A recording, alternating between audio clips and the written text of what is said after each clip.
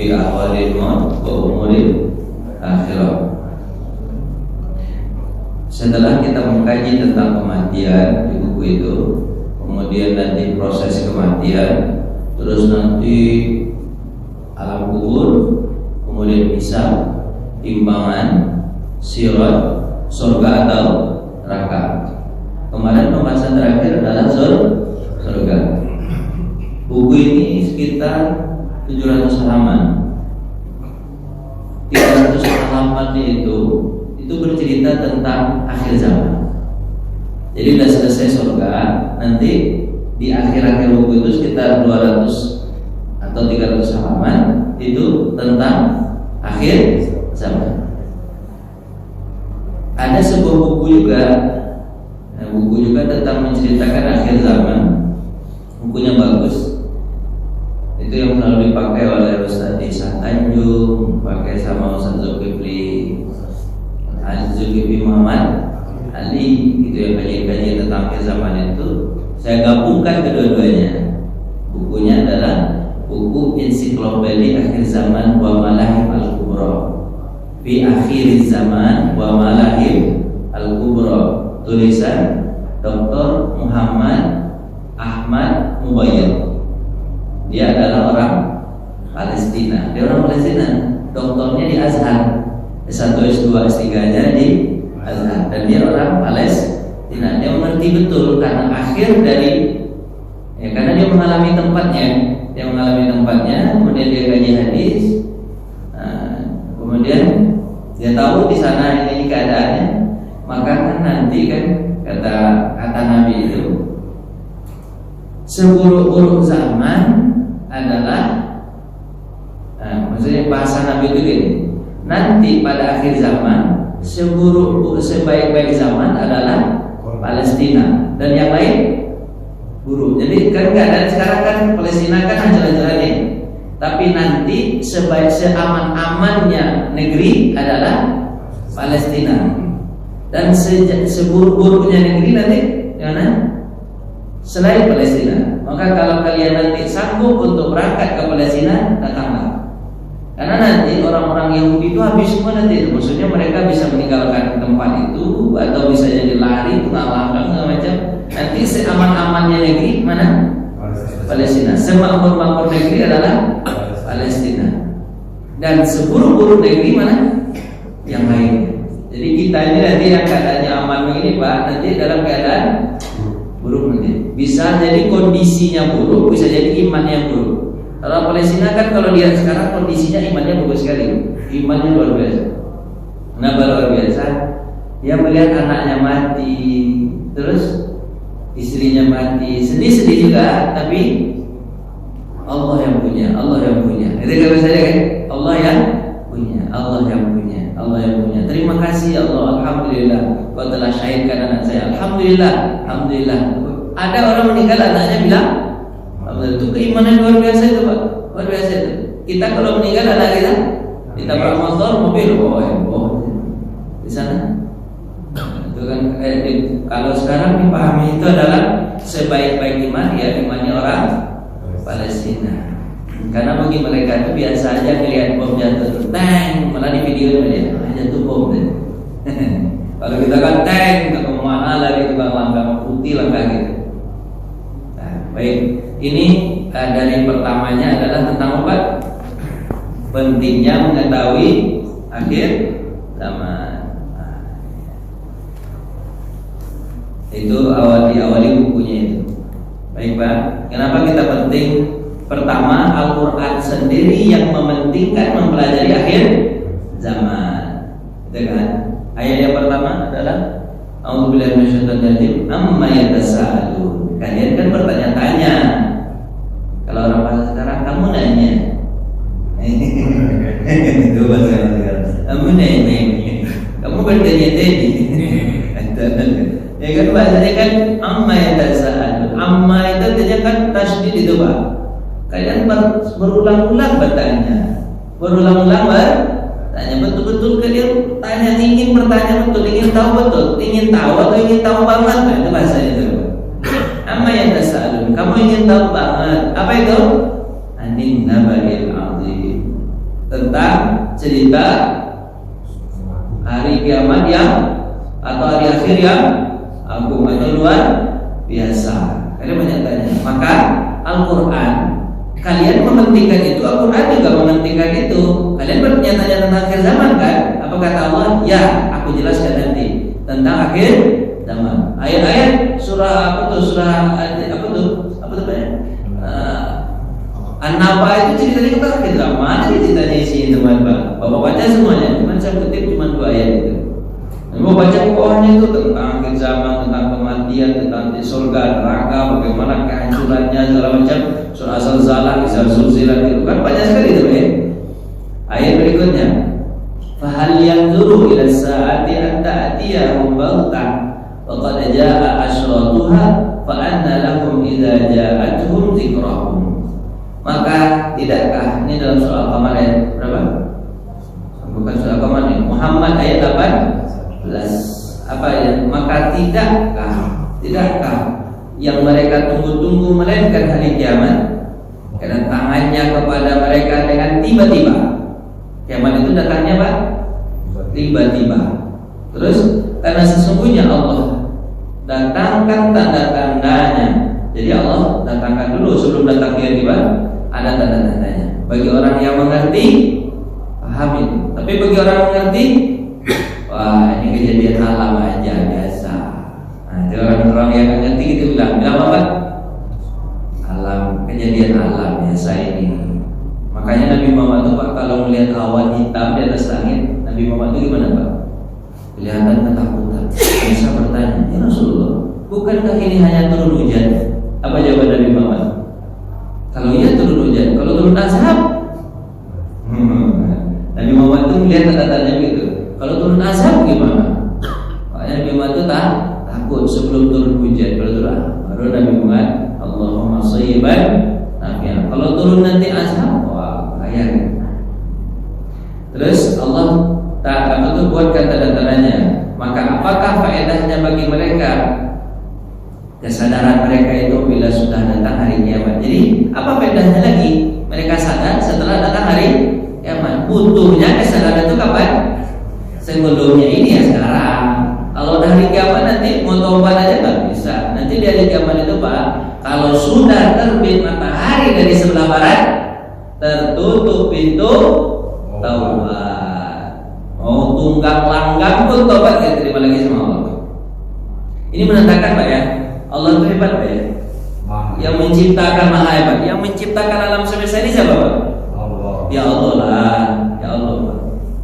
Kalau ada Tuhan selain Allah yang sanggup untuk membolak-balik dunia ini, hebat Tuhan. Tapi tidak ada satupun Tuhan yang bisa membolak-balik dunia ini. Ketika matahari biasanya terbit dari timur, ada nggak yang bisa menerbitkan dari barat?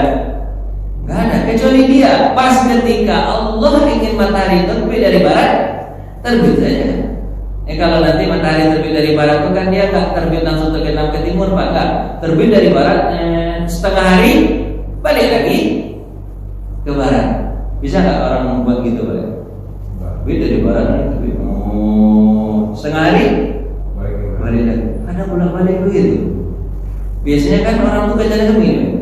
Berarti ketika itu poros bumi, kan bumi yang mutar ya, mutar ini. Berarti poros bumi Pak memutar-mutar itu. Gini-gini kita di atas sana.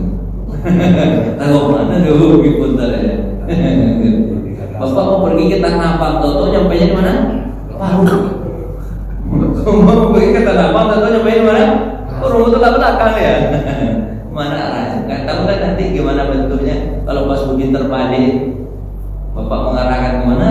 Nyampainya mana? Terus berikutnya, iqtarabat sa'at-qamar, iqtarabat as-sa'atu wa syaqqal qamar. Telah datang apa? Telah dekat hari kiamat dan bulan itu terbelah. Jadi salah satu tandanya hari kiamat itu adalah terbelahnya bulan. Ini hanya prolog aja dulu Pak, prolog aja. Mungkin agak sedikit kemudian membahas sedikit, tapi saya tambah-tambahkan. Nanti di akhir di pertemuan kedua nanti baru menyengat ya. Tapi Bapak jangan takut ya, ini kayaknya akan menyinggung sana sini nanti tuh. Ya tapi gimana mau kayak gitu keadaannya ya? Bapak akan dibacakan dunia ini kepada kita. Nanti gitu nanti. Akan dibacakan keadaan sekarang bagaimana, di mana posisinya sekarang ini, gitu. Akan dibacakan. Dan Allah akan diungkapkan nanti kejahatan-kejahatan yang dilakukan oleh manusia di akhir zaman ini. Di situ nanti akan menyinggung. Tapi saya insya Allah saya refresh, Tapi kalau Bapak tanya boleh. Lanjut. Perhatian Al-Quran. Tambah lagi Pak ya. Yas'alunaka 'anis saati ayyana mursaha. Engkau bertanya kapan datangnya hari kiamat itu. Qul innama 'ilmuha inda rabbi. Katakan Muhammad, sesungguhnya yang tahu itu adalah Tuhanmu saja. Kemarin kita belajar tentang meniup sangkakala Pak ya. Malaikat peniup sangkakala sudah tahu belum bahwa kapan dia akan meniup sangkakala? Belum. Dia aja sendiri udah pegang-pegang sangkakala itu. Udah pegang-pegang sangkakala itu. Sekarang malaikat peniup sangkakala ngapain? Mungkin ngelap-ngelap aja Pak ya, ngelap-ngelap, perhatikan benar ini. Kalau dia coba ngetes-tes, mungkin kalau pas gitu, kalau ada hari gempa segala macam mungkin dia tes aja Pak ya. Ini mungkin lagi ngetes itu Pak ya. Mungkinnya akhirnya gempa kan jadi kayak ini. Coba ngetes ya. Tas dulu cek. Ngomong kan. Ampun kita. Itu kan. Terus apa? Sakulan. Betul wazinuhu la yujalliha liwaqtiha illa hu. Tidak ada yang tahu waktunya kecuali dia saja. Dia saja yang tahu. Sakulan fis samawati wal ardh. Beratlah langit dan bumi. La ta'tikum illa baghtah. Tidak datang dia kecuali tiba-tiba. Maka sebelum datang secara tiba-tiba itu tobat dulu. Terus apa? Yas'alunaka ka'annaka hafiyyun anha qul innama ilmuha indallah walakin aktsarun nasi la ya'lamun. Kata Allah Subhanahu wa taala. Mereka bertanya-tanya kepadamu seakan-akan kamu benar-benar mengetahuinya. Jadi Muhammad dikatakannya tahu. Nabi Muhammad pun enggak tahu. Katakanlah sesungguhnya pengetahuan tentang hari kiamat itu adalah di sisi Allah. Tetapi kebanyakan mereka tidak mau tahu. Padahal tanda-tandanya sudah diberikan oleh Allah Subhanahu wa taala. Iqtarabatil linnasi sabuhum wa hum fi ghaflatin mu'ridun. Telah dekat kepada manusia hari penghisab segala amalan mereka, sedangkan mereka berada dalam kelalaian dan berpaling. Ata amrullah fala tasta'jilu. Telah datang urusan Allah maka kalian jangan tergesa-gesa. Subhana Maha suci Dia wa ta'ala amma yusyrikun. Maha tinggi Dia terhadap apa yang kalian sekutukan. Soalnya banyak lagi yang lain. Ini itu ayat-ayat Quran. Perhatian Al-Quran terhadap hari kiamat atau tanda-tanda hari kiamat. Banyak sekali ayat. Kalau diungkapkan habis waktu. Sekarang perhatian Nabi Muhammad SAW. Nabi Muhammad juga memberikan perhatian itu, kemudian menyampaikan hadis-hadisnya kepada para sahabat. Jadi kita harus perhatikan hari kiamat, biar kita tahu zamannya dan biar kita tahu bagaimana cara mengatasi. Saya mau sampaikan ini Pak. Saya kajian saya itu sekarang untuk diminta sama mahasiswa kembali tentang generasi Z. Pak tahu generasi Z? Itu luar biasa kalau mengaji generasi Pak. Generasi Z. Sebenarnya sih nggak ada sih pemetaan, cuman kecenderungan generasi. Kalau yang lahir dari tahun bahasanya gitu ya, itu bahasa penelitiannya. Kalau yang lahir dari tahun 45 sampai 65, umurnya sekarang mungkin 60 sampai 80 Pak. 60 sampai 80. Bapak ada? Belum ada kan? 60 80. Gede Bapak ya. Itu disebut dengan itu disebut dengan generasi boomers. Baby boomers. Baby boomers apa Pak? Baby bayi yang lahir banyak. Boomer itu boomer. Kalau banyak dia lahir gara-gara habis perang dunia. Kan perang dunia kedua 42, perang dunia dan perang dunia pertama 42, perang dunia kedua 45 kan? Nah, itu kan 45 itu. Jadi pas orang selesai perang dunia kan aman itu kan orang pulang habis itu melahirkan anak. Jadi generasi tahun kelahiran 45 itu disebut generasi baby boomers. Dan biasanya didikan mereka dari orang tua mereka gimana? Agak keras. Karena kan orang tua mereka bekas tentara mungkin atau mungkin bekas pejuang. Jadi generasinya agak keras didikannya. Nah, generasi kolonial bahasanya mungkin generasi kolonial agak keras didikannya. Tapi itu bagus keras didikannya. Tapi terlalu keras gak bagus juga sih sebenarnya. Agak mentalnya agak kena. Tapi bagus karena mereka dididik luar biasa keras. Habis itu yang bagus itu generasi setelah itu tahun 65 sampai 83 itu disebut generasi X. Generasi apa namanya Pak? S. Nah, mungkin Bapak tuh usianya sekarang sekitar 40 sebutkan 65 itu berapa tuh? 60 45 60 lah 45 sampai 60. Mungkin Bapak yang generasi itu ya? Bapak dilahirkan oleh generasi boomers itu. Boomers melahirkan generasi X. Biasanya didikannya tidak terlalu keras, tidak sekeras generasi baby boomers. Dan ini bagus, biasanya bapak-bapak ini orangnya agak bagus ya, rata-rata ya. Kecuali kalau salah didik ya ini juga. Tapi kalau didikannya rata-rata ini insya Allah baik. Insya Allah baik. Karena yang mendidik dia siapa? Dan belum ada lagi teknologi gitu. Ketika itu belum ada teknologi, jadi hidup mereka itu memang peduli, kemudian saling ini gitu kan. Terus makanya peduli lah, ciri-cirinya gitu. Peduli, saling suka ketemu sama orang lain gitu.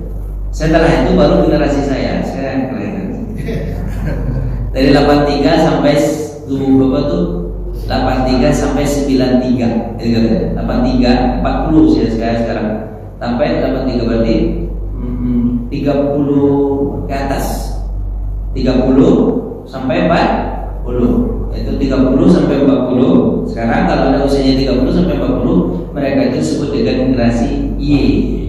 X Y Y Y X umurnya mungkin 40 sampai 60. Kalau generasi apa? X itu Y itu 30 sampai 40. Nah, dia didikannya lebih bagus lagi karena ilmunya sudah mulai berkembang kayak gitu. Dia tidak terlalu keras. Kemudian ilmu yang diberikan oleh generasi apa?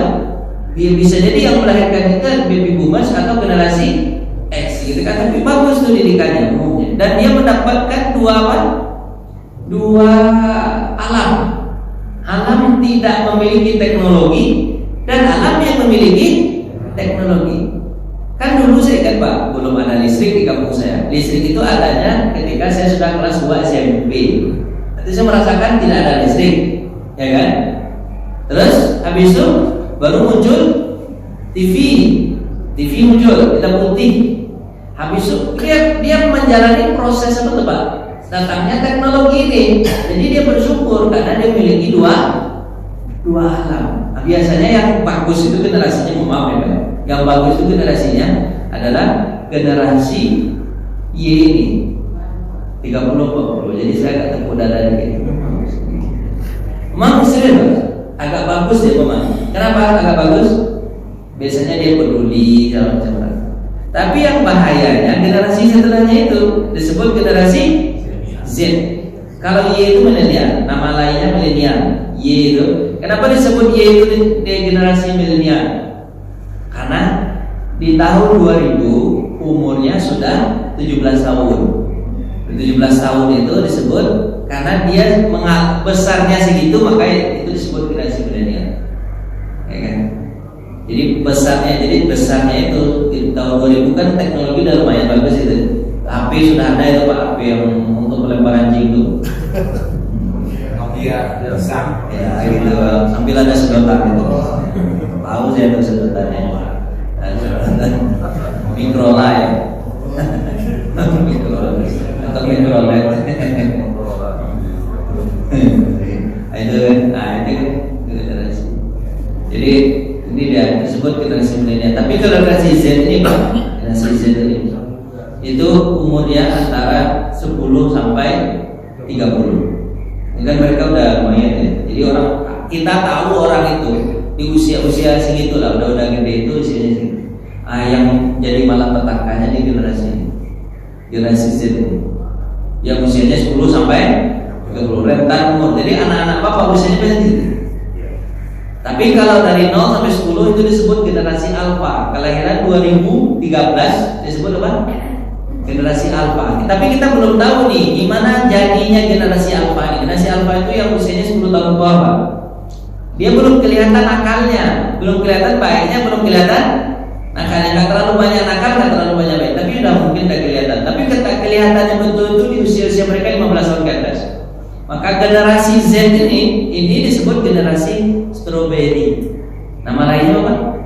Nah, itu saya pelajari itu tuh. Karena saya disuruh ceramah, saya pelajari itu generasi. Dan generasi ini memang kalau melihat caranya Pak, beda. Karena mereka itu hanya dapat teknologi, tapi tidak mendapatkan susahnya sebelum ada teknologi. Dan teknologi itu diberikan kepada mereka tanpa ada saringan dari orang tuanya. Yang terjadi apa? Main HP rata-rata nih Pak, usia dari 10 sampai 30 kalau nggak didik, maksudnya kalau didikannya bagus saja. Karena manusia itu kan ciptaan Allah Pak ya.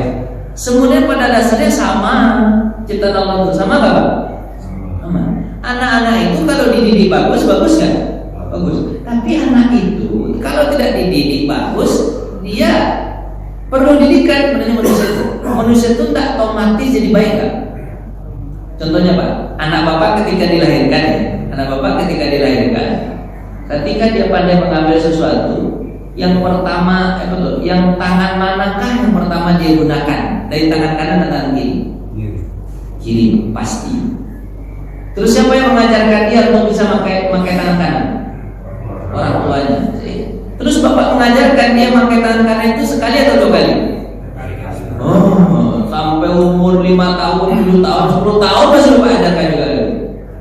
Tahun-tahun baru tahun mengajarin. Jadi manusia itu memang butuh proses dan pengajaran yang luar biasa. Dan itu pahala bagi orang tuanya. Enggak otomatis. Jadi anak itu lahir otomatis baik. Enggak ada itu cerita itu, enggak ada itu. Harus dididik itu. Makanya Pak, kalau dia tidak dididik oleh orang tuanya secara benar, nantinya generasinya menjadi generasi umum, yaitu generasi Z. Generasi Z itu disebut generasi apa namanya? Strawberry. Bapak tahu pohon strawberry? Oh, bukan pohon ya? Pohon atau apa itu? Pohon. Sebut pohon itu Pak? Buah strawberry. Tapi pohonnya sebut pohon atau merambat? Dia merambat kan? Tapi sebut pohon ya. Pohon strawberry. Strawberry itu Bapak lihat, Bapak pernah kebun strawberry tak? Gimana cara tanamnya Pak? Luar biasa.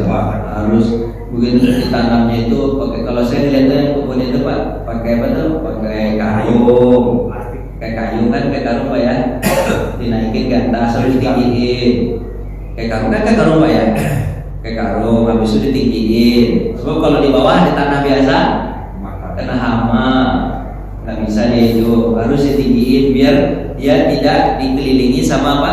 Rumput-rumput liar. Luar biasa Pak, harus dinaikin. Itu bahasanya kan, harus dikasih pupuk, dibaik-baikin.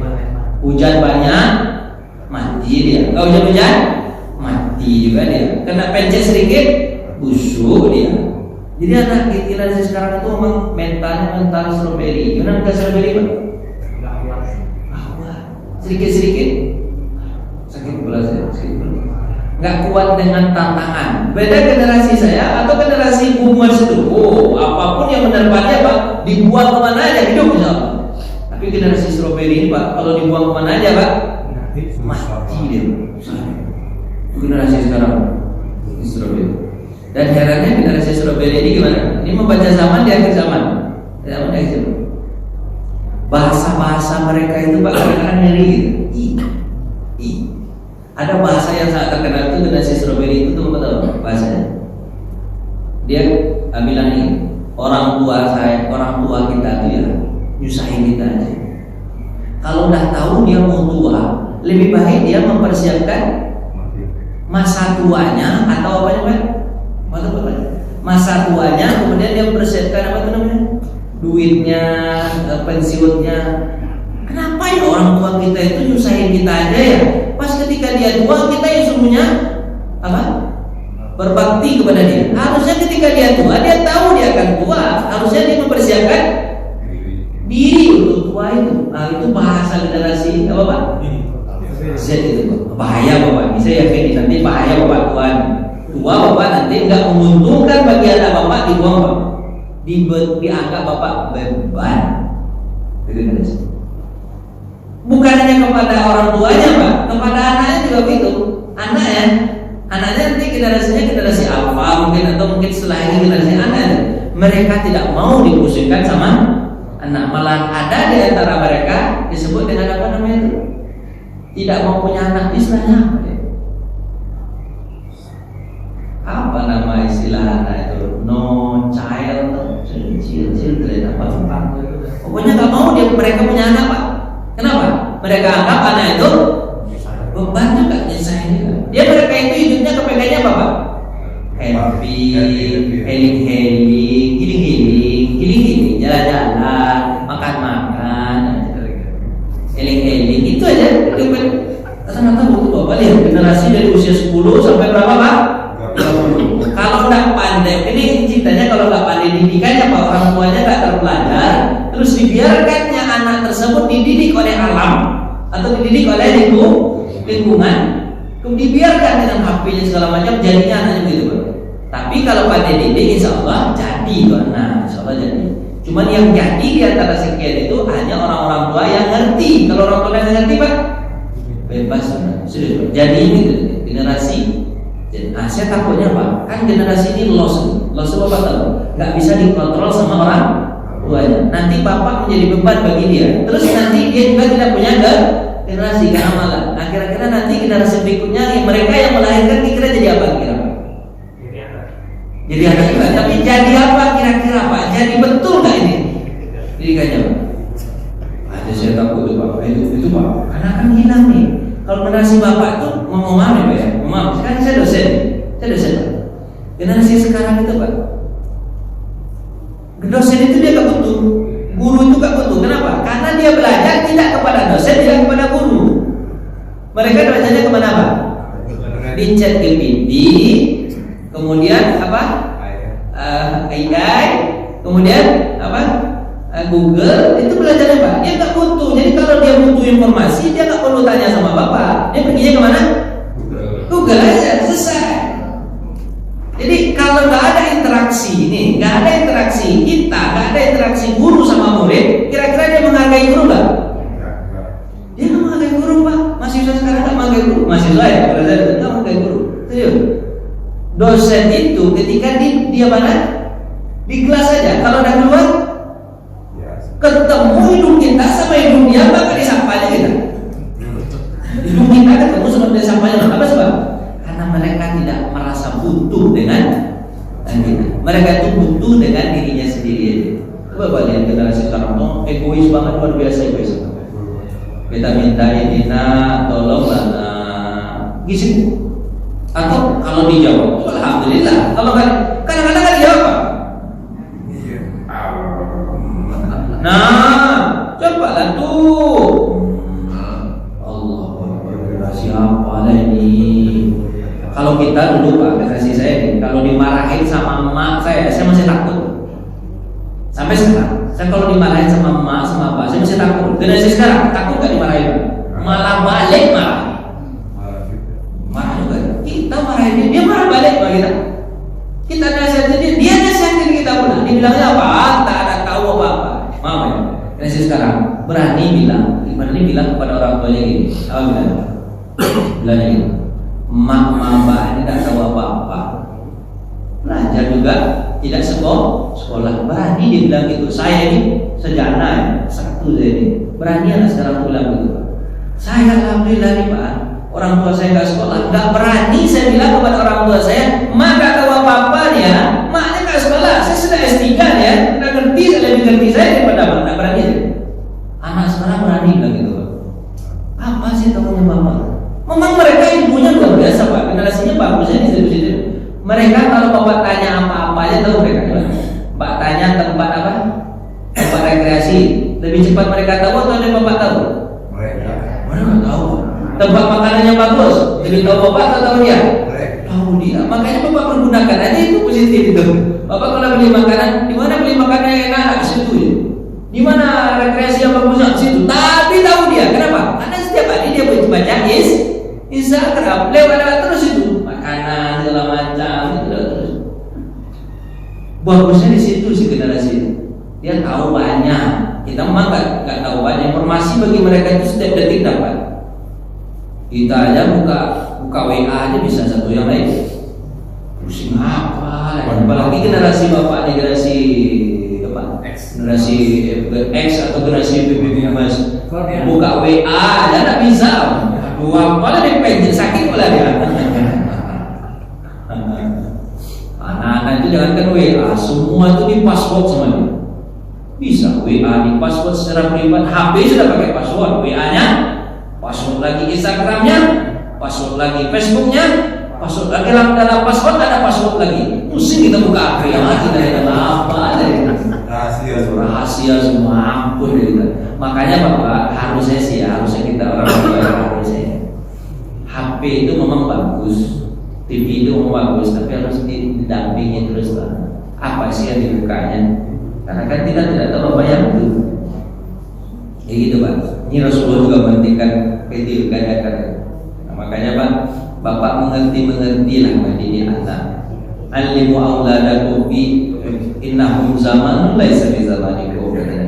Ajari anakmu sesuai dengan masanya. Karena masa dia beda dengan masa kamu. Baca alamnya, kemudian setelah itu bagaimana cara mendidiknya supaya dia tidak digerus oleh zaman itu. Gitu Pak. Kalau memang kita zaman itu kita nggak bisa hati-hati terhadap zaman. Kenapa? Zaman kan nggak mungkin kita bilang hilangkan HP, nggak bisa itu. Hilangkan TV, nggak bisa itu. Nggak bisa. Zaman itu pasti maju. Kitanya aja yang harus antisipasi. Nggak bisa kita pengen ke zaman apa lagi Pak? Ke zaman tak ada lampu lagi nggak bisa itu. Nggak bisa. Nah, lanjut.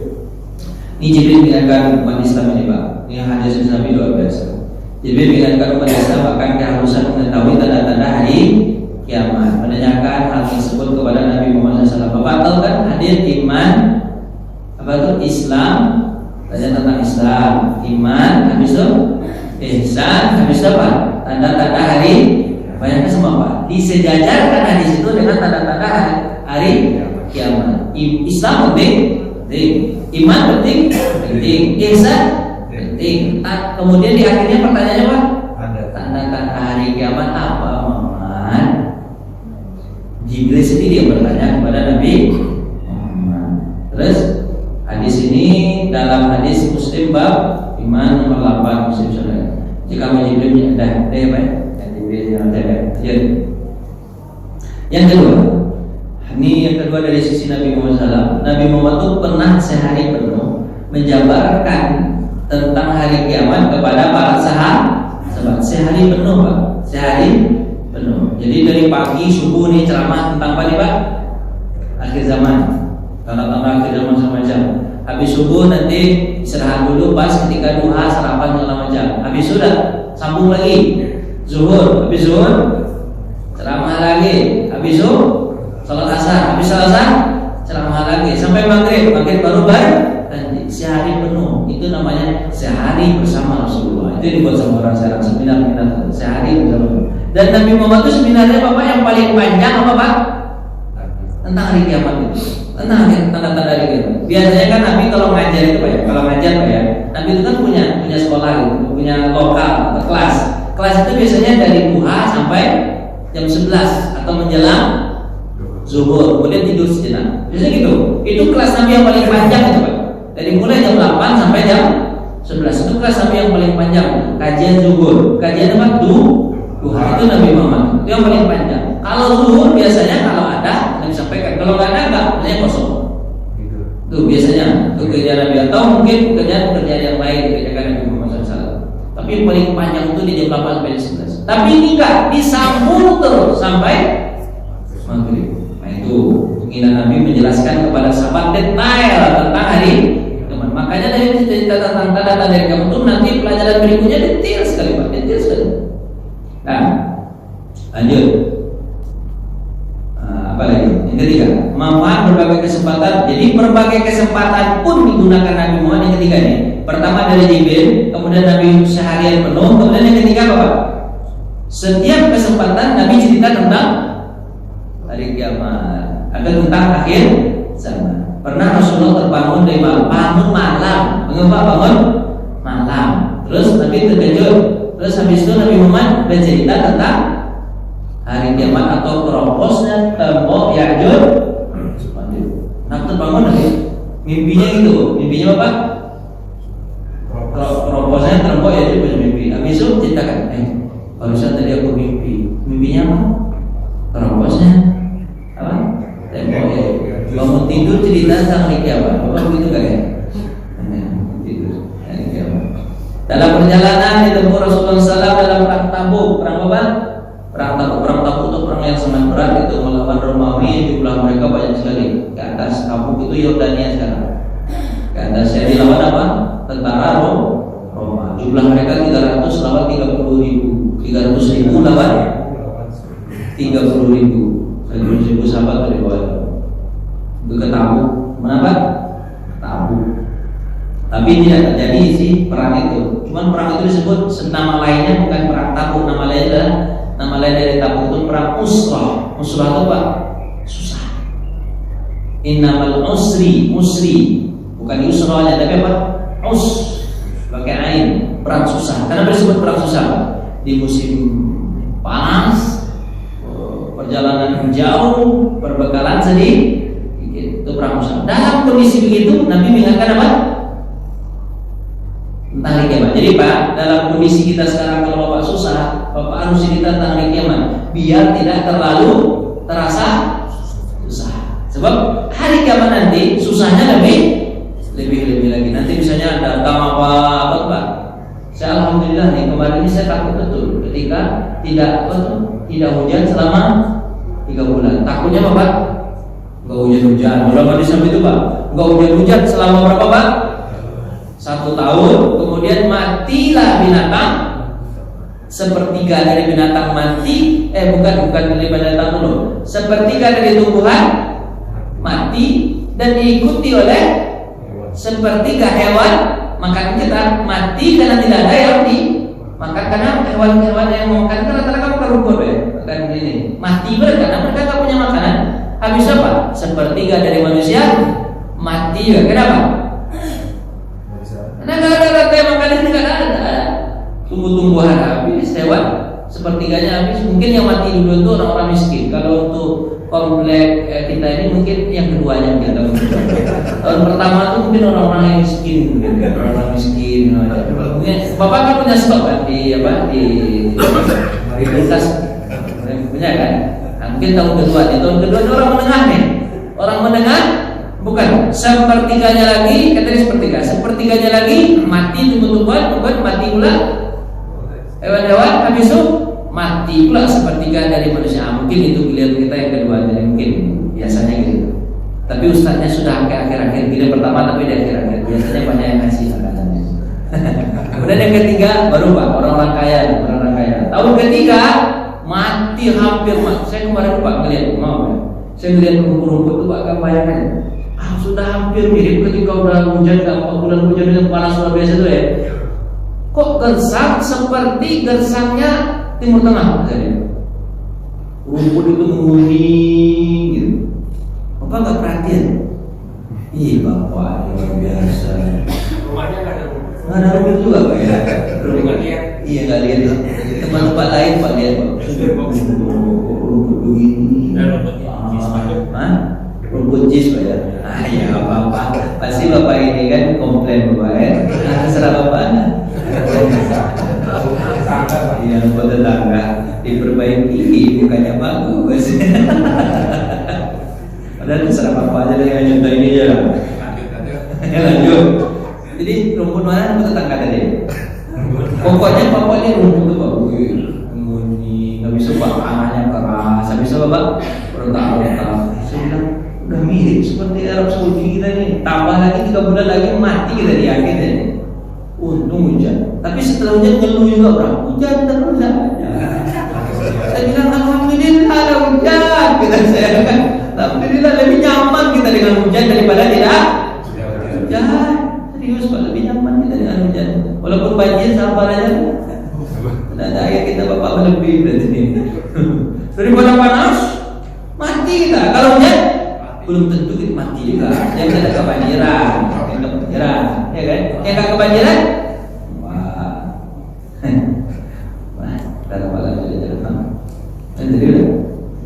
saat ibadah, bahkan sampai di saat berwudu sempat Nabi nanti hadisnya ceritakan, sempat menceritakan tentang hari kiamat. Apa lagi? Saat ketika haji wada sebelum Nabi Muhammad meninggal dunia ceritakan lagi tentang hari luar biasa. Perhatian ini hadis nanti banyak sekali di sini. Perhatian sahabat juga nanti. Terus lagi kepadanya Pak.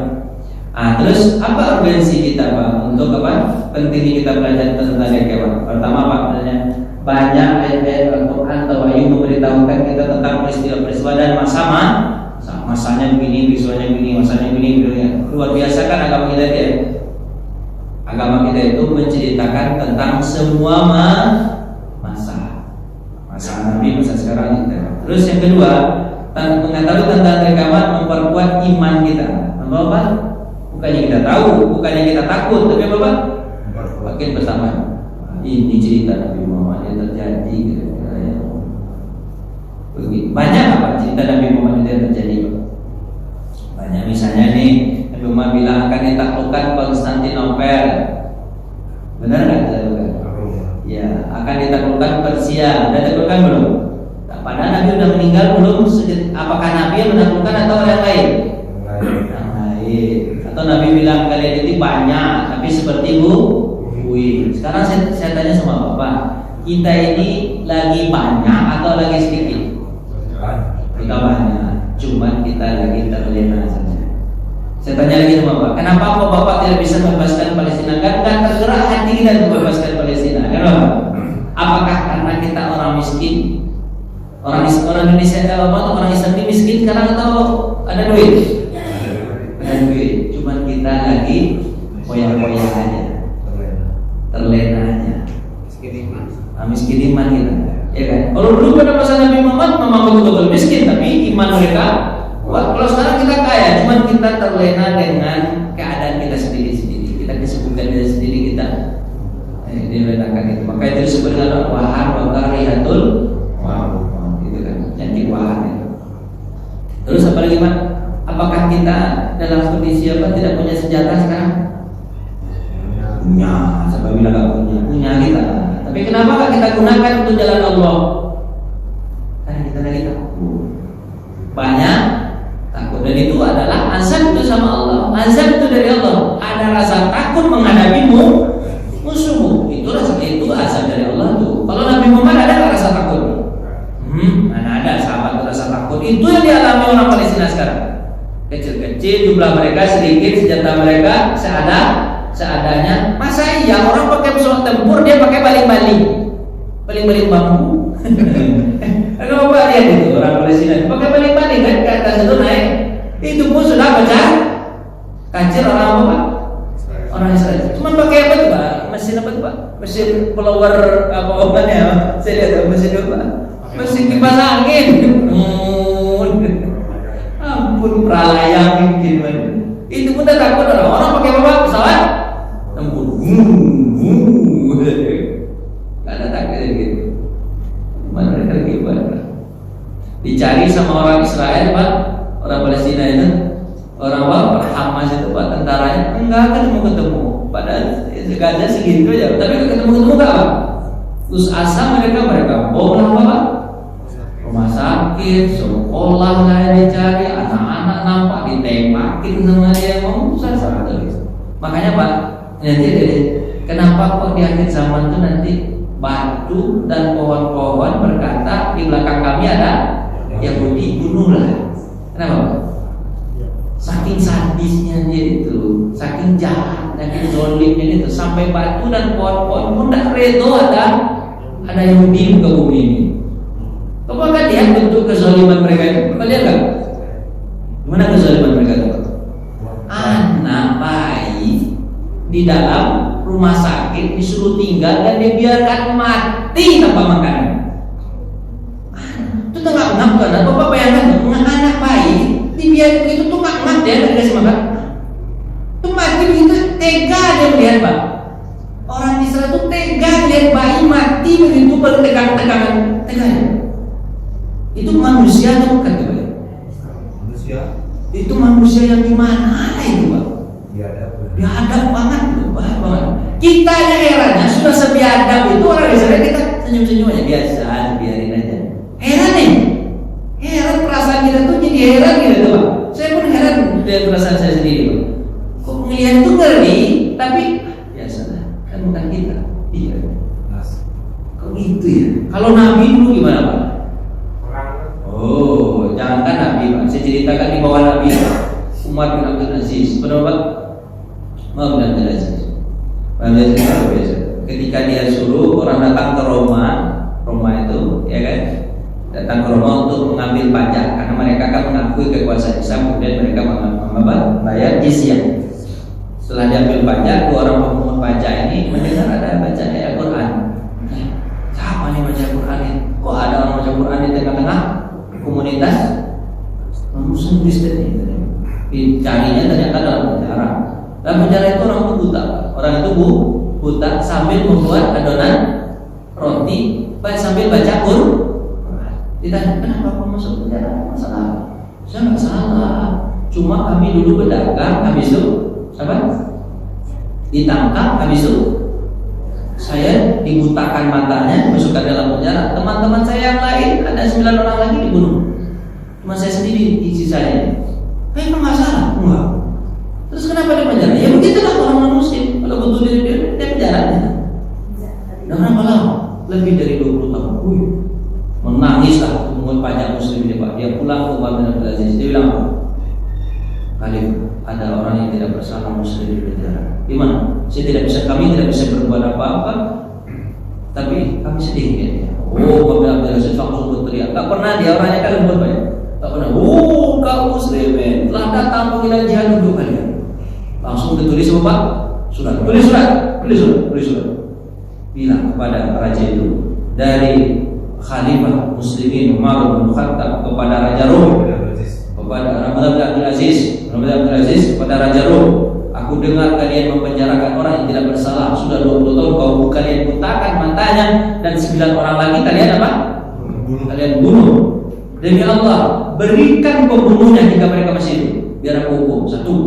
Yang kedua, kalian antarkan dia setelah kalian berikan pembunuh biar aku hukum. Kalian antarkan yang apa? Yang di penjara ini dengan pakaian terbaik kalian, dengan wangian terbaik kalian, dan antarkan dia seperti raja kalian. Bukti kalian minta maaf kepada dia.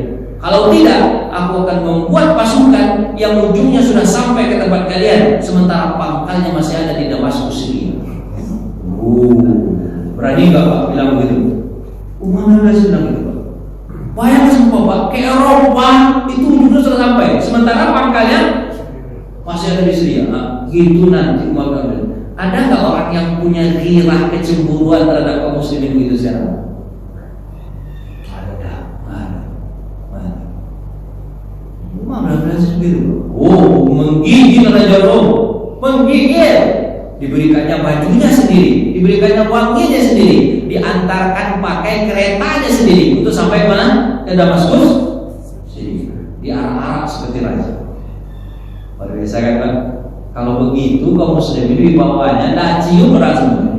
Sebenarnya Pak, musuh kita itu gak kuat, kita aja lagi lemah. Itu aja intinya.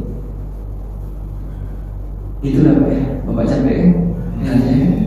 Kita sambungnya besok-besok ya tentang cerita akhir zaman. Gak apa-apa di cerita akhir zaman, gak apa-apa nih. Aman, aman. Insyaallah. Terima kasih Pak untuk membaca hamdalah. Alhamdulillahirabbil alamin. Doa kamu tulis. Subhanallah bihamdika asyhadu an la ilaha illa anta astaghfiruka wa atubu ilaik. Assalamualaikum warahmatullahi wabarakatuh.